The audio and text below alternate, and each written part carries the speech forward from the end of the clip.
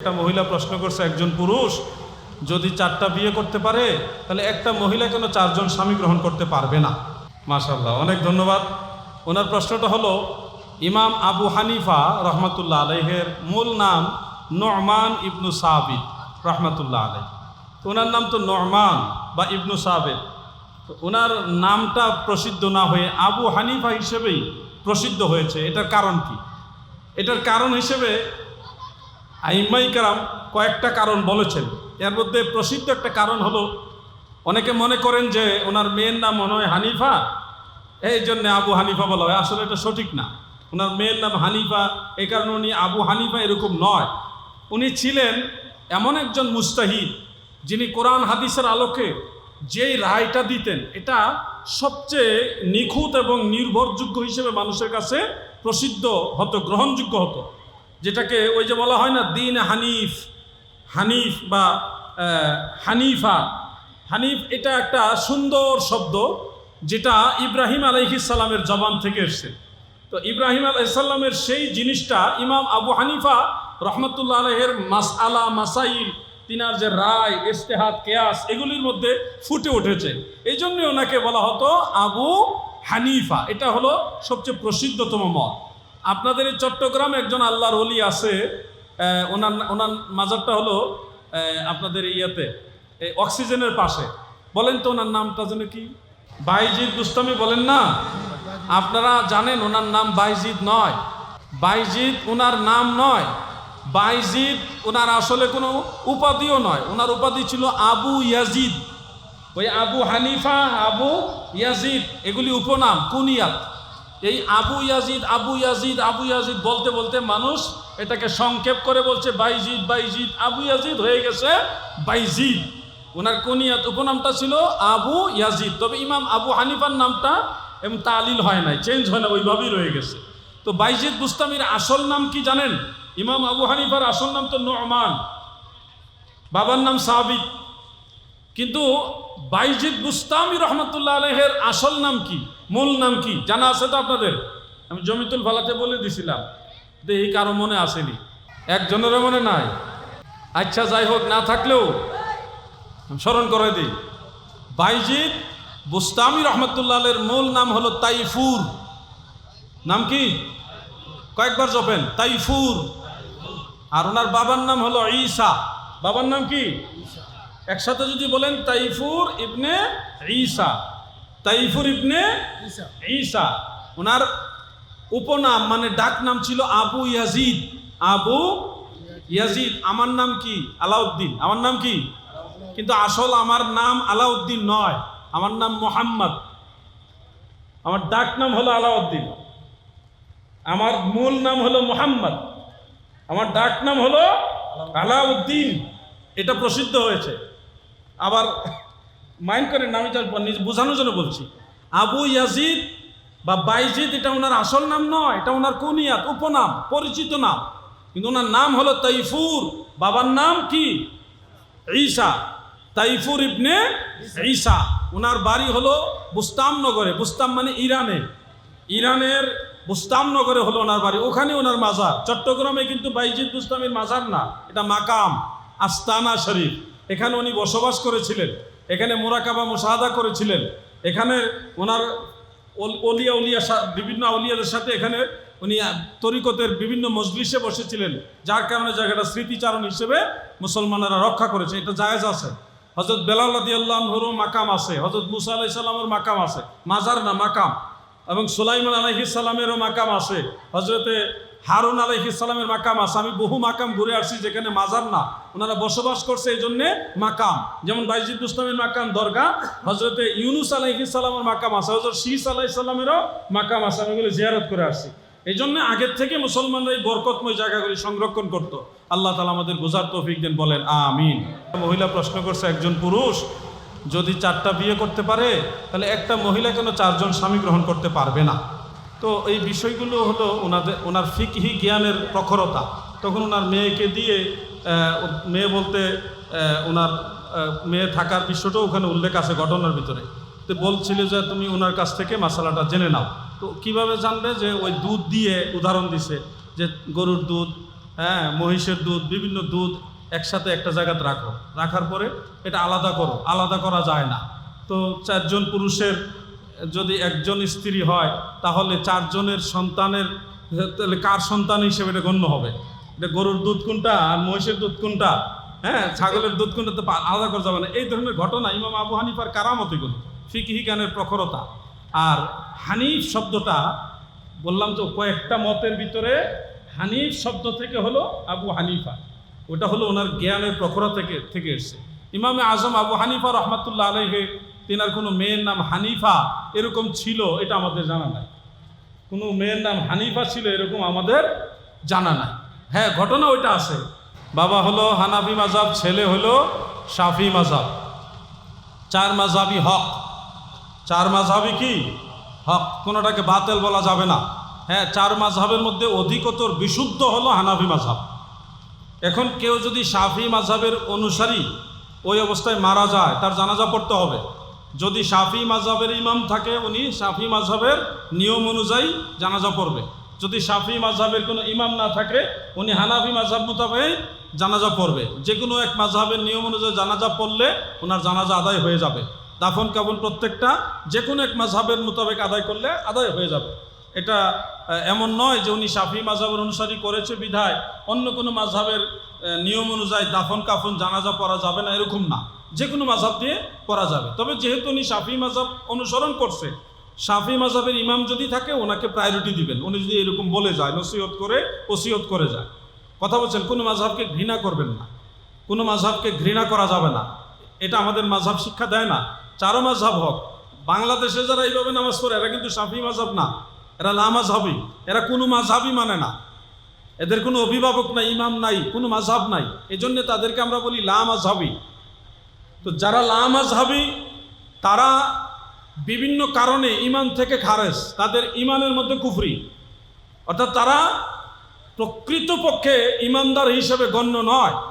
তারা আল্লাহর শানে কুফরি করে, রসুল পাক সাল্লাল্লাহু আলাইহি সাল্লামের সাথেও কুফরি করে, যার কারণে তাদেরকে আমরা মারা গেলে তাদের জানাজার নামাজে অংশগ্রহণ করি না, কারণ তাদের ইমানের মধ্যে কুফরি।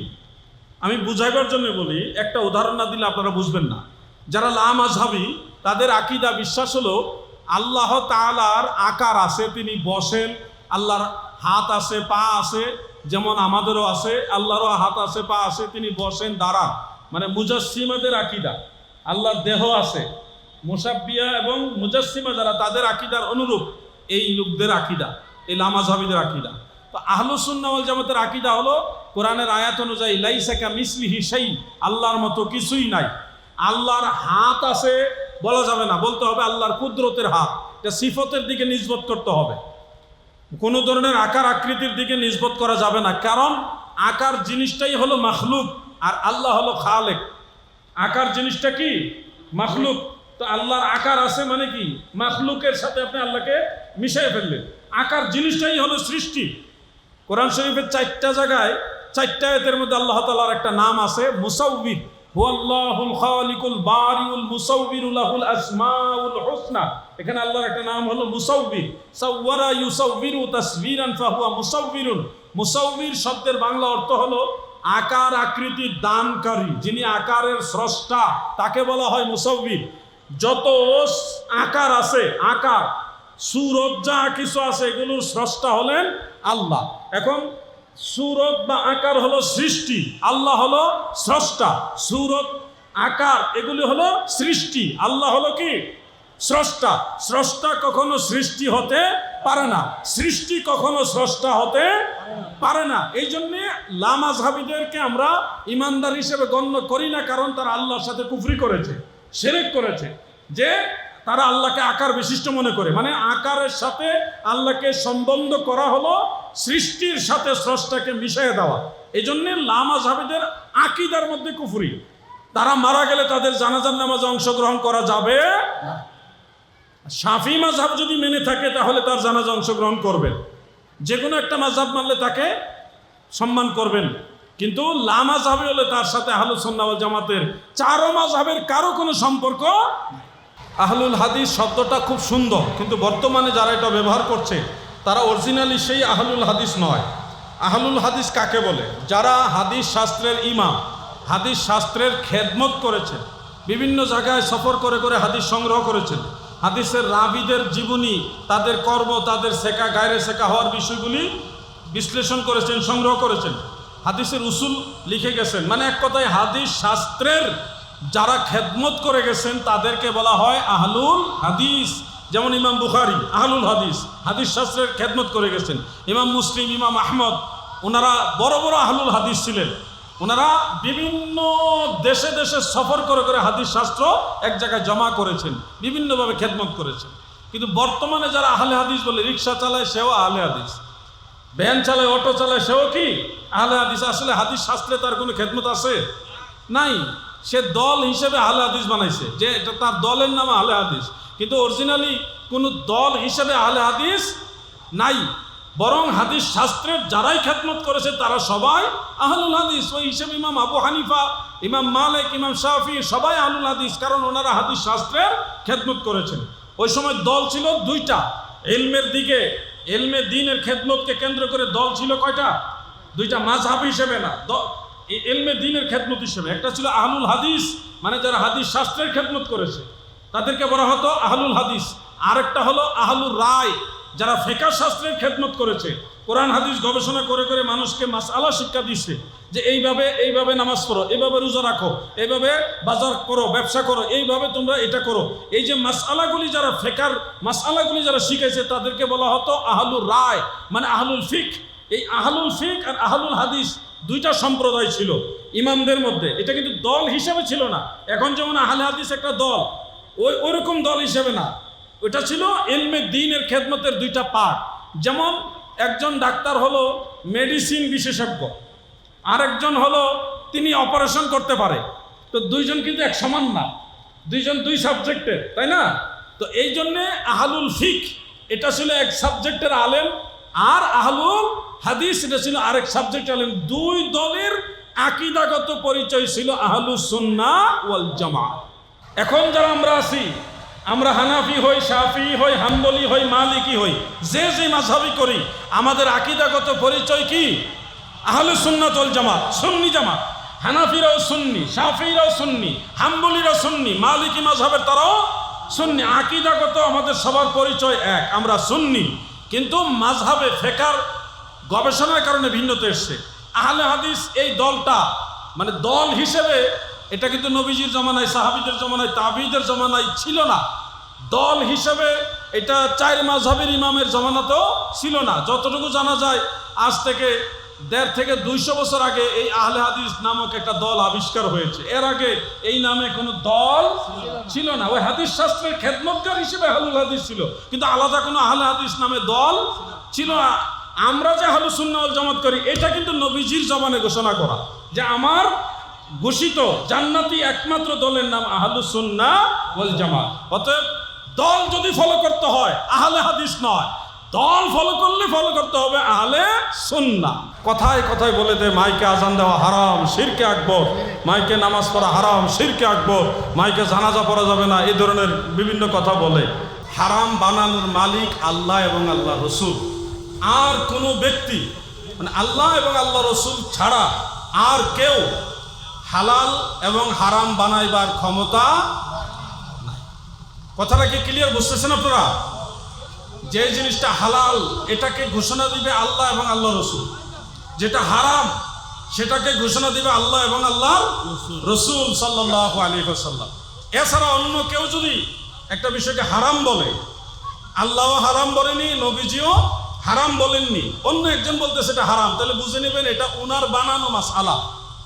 হালাল হারাম বানাইবার মালিক আল্লাহ এবং আল্লাহর রসুল সাল্লাল্লাহু আলাইহি ওয়াসাল্লাম। এখন মাইকে আজান দেওয়া, মাইকে নামাজ পড়া, না মাইকে জানাজা পড়া, অনেক বেশি মুসল্লি হলে মাইকে জানাজা পড়তে হয়।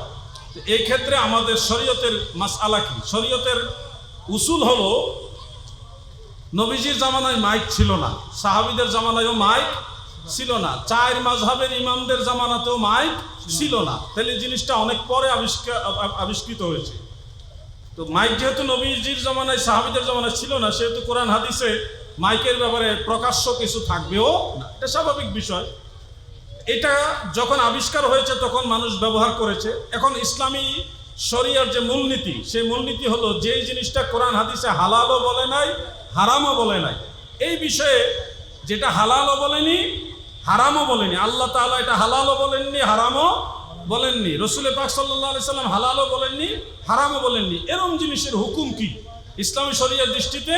যেমন আল আসবাহু ওয়ান নাযায়েরের মধ্যে উল্লেখ আছে যে আল আসলু ফিল আশিয়াইল ইবাহাতু হাত্তা ইয়াদুল্লা দালিলু আলা তাহরিম।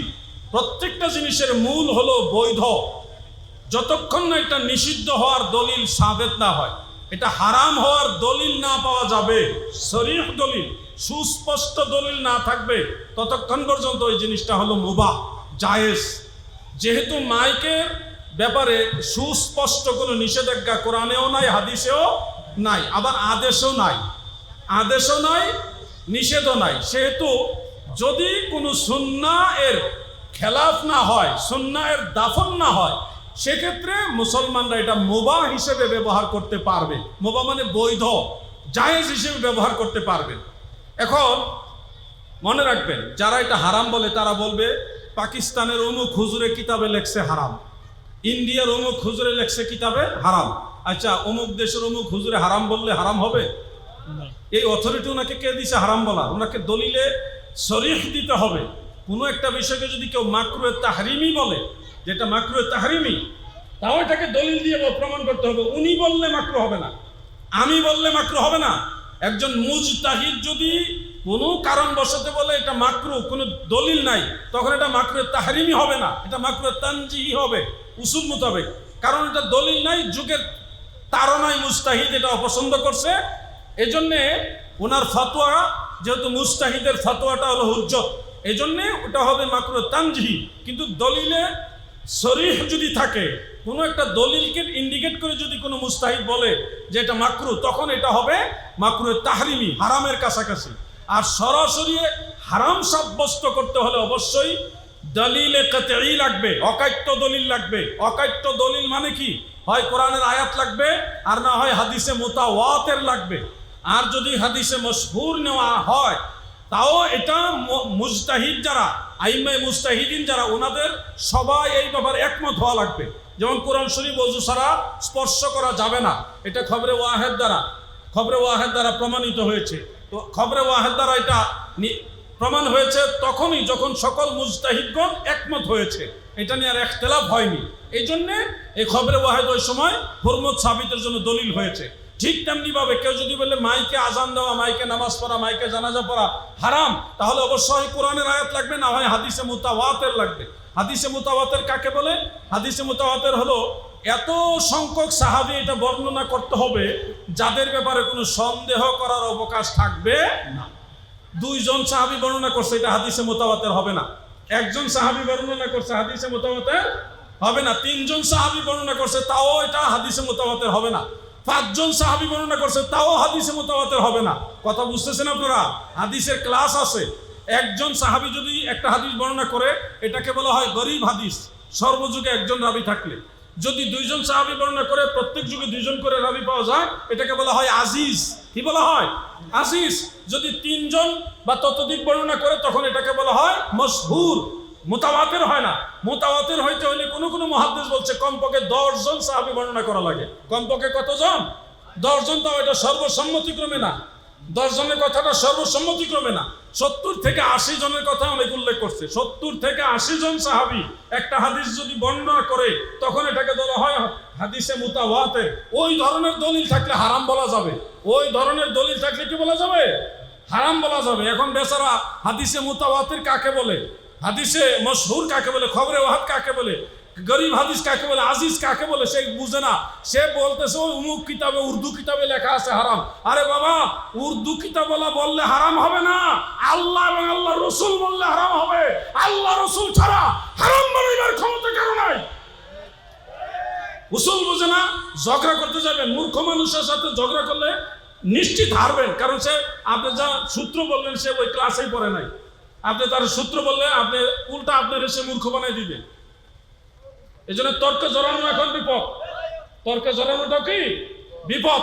আমাদের কথা হলো মাইক নামাজের অংশ না, মাইক আজানের অংশ না, মাইক জানাজার অংশ না। মানুষের প্রয়োজনে আপনি যদি প্রয়োজন মনে করেন, অনেক বেশি মুসল্লি হয়েছে করে কেরাতের সুবিধার্থে আপনারা ব্যবহার করতে পারবেন, এটা বৈধ, মুবাহ। কিন্তু সুন্নত হলো মুকাব্বির হওয়া। সুন্নত কি? মুকাব্বির মানে কি বুঝেননি? মুকাব্বির মানে ইমাম সাহেব যখন বলবে আল্লাহু আকবার, তখন কাতারে কাতারে একজন দুইজন করে পিছন দিক পর্যন্ত মুসল্লিরাও বলবে আল্লাহু আকবার। বাই চান্স কখনো বিদ্যুৎ চলে গেল বা মেশিন নষ্ট হয়ে গেল, তখন ওই মুকাব্বিরের অনুসরণে যেন নামাজটা কমপ্লিট করা যায়। মাইক নষ্ট হয়ে গেছে, পিছনে তো আর ইমাম সাহেবের আওয়াজ যাবে না, তখন তো পিছনের মুসল্লিদের নামাজ নষ্ট হবে। এই জন্যে আপনাকে মুকাব্বির ঠিক রেখে যদি আপনি মাইক ব্যবহার করেন কোনো অসুবিধা নাই। আল্লাহ আমাদেরকে সুন্নতের উপর থাকার তৌফিক দেন এবং অবস্থা বিশেষ মানুষের প্রয়োজনে মুবাহ বৈধতার উপর আমল করার তৌফিক দেন, বলেন আমিন। আজকে এখানেই শেষ করলাম। হুজুরকে বসা রেখা এতক্ষণ বলার জন্য আমি আন্তরিকভাবে লজ্জিত। হুজুর বেয়াদবি ক্ষমা করবেন। আসসালামু আলাইকুম ওয়া রাহমাতুল্লাহ।